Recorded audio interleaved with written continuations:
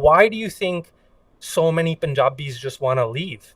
Right? Of course, we have our history with 1984. Of course, we have, the state violence. But there's also a failure of the economic model. There's also a failure of farm systems and that not being a livelihood that people want. And Yeah. it's not because it's not a respectable profession. It's not because it's not something that, doesn't have deep meaning to us culturally or like spiritually.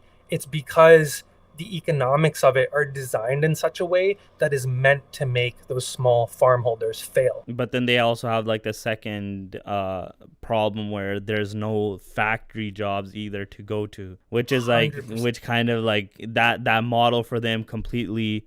Like they got the first part, which is they got to ball out, quote unquote. There was an era where Punjabi farmers were like hella wealthy, but degradation of the soil, all that stuff. Like those are problems even the West is facing, right? Oh.